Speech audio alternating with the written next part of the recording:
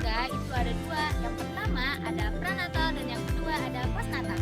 Nah, untuk pranatal itu pendidikan anak selama masih dalam kandungan atau belum lahir. Nah, kegiatan ini cenderung ke arah budaya seperti doa, miloni, dan mitoni. Sedangkan postnatal itu adalah pendidikan setelah dilahirkan. Nah, pendidikannya ini cenderung untuk mengembangkan karakter dan juga sikap setiap individu anak. Lalu ada 3 dasar tanggung jawab keluarga terhadap pendidikan anak. Yang pertama itu ada motivasi, cinta, dan kasih sayang keluarga terhadap anaknya.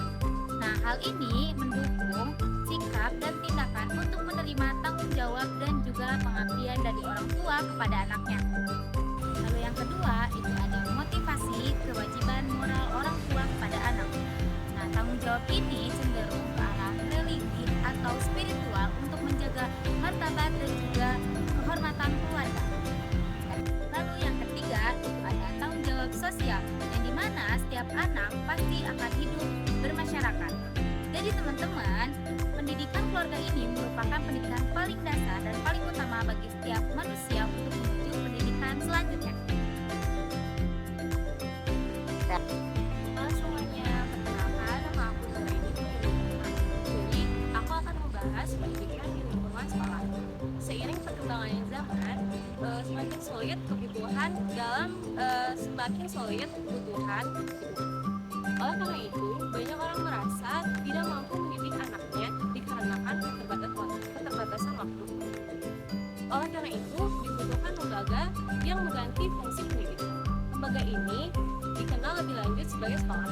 Sekolah merupakan sarana yang secara sengaja dibentuk sebagai pelaksanaan pendidikan.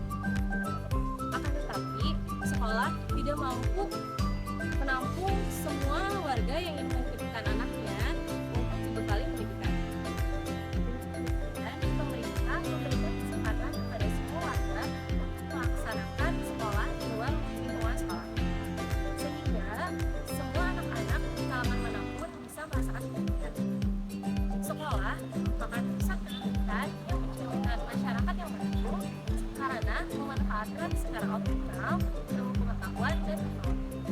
Oleh karena itu, sekolah harus meliputi secara seimbang, yaitu ilmu pengetahuan, kebudayaan, dan keterampilan.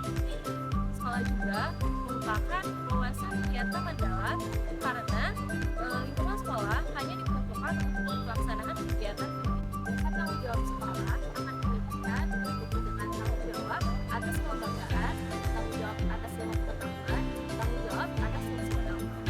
Ada 4 pengaruh pendidikan sekolah terhadap masyarakat. Yang pertama, mencerdaskan kehidupan masyarakat. Kedua, memberikan pengaruh pembaruan terhadap perkembangan masyarakat. Yang ketiga, mencetak masyarakat yang berbekali dan siap untuk kepentingan kerja dalam lingkungan masyarakat. Yang keempat, membuat dan membentuk pemikiran positif dan konstruktif untuk terciptanya integritas yang membentuk lingkungan yang harmonis. Halo semua, perkenalkan nama saya Bagus Prasetyo. Di sini saya akan menjelaskan lingkungan masyarakat. Masyarakat adalah salah satu perkembangan manusia di era masyarakat. Aliran pendidikan filsafat empirisme mengatakan bahwa pertumbuhan perkembangan oleh manusia bisa didapatkan dengan cara bermasyarakat di lingkungan. Atau bisa juga yang disebut dengan tabula rasa, yang dimana manusia dilahirkan di dunia dengan keadaan suci dan bersih. Lingkungan masyarakat ada diantaranya ada 4, yaitu lingkungan fisik, lingkungan sosial, lingkungan budaya, dan lingkungan ekonomi. Lingkungan masyarakat ada diantaranya ada 4, yaitu lingkungan fisik, lingkungan sosial, lingkungan budaya, dan lingkungan ekonomi. Dalam pendidikan terbaik setelah pendidikan keluarga dan pendidikan sekolah. Halo semuanya, perkenalkan nama aku Aisyah Mulyana. Di sini aku bakal ngejelasin 3 poin penting dalam lingkungan pendidikan. Yang pertama ada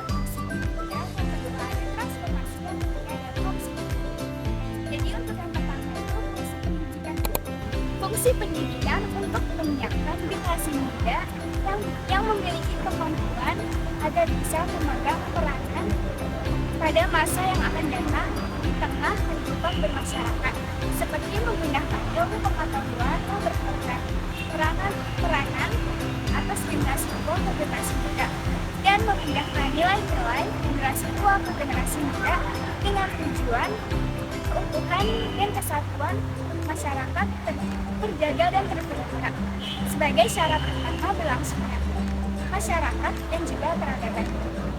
Dan transformasi adalah perubahan bentuk atau penampilan secara total dengan tujuan yang jelas dan bertahap.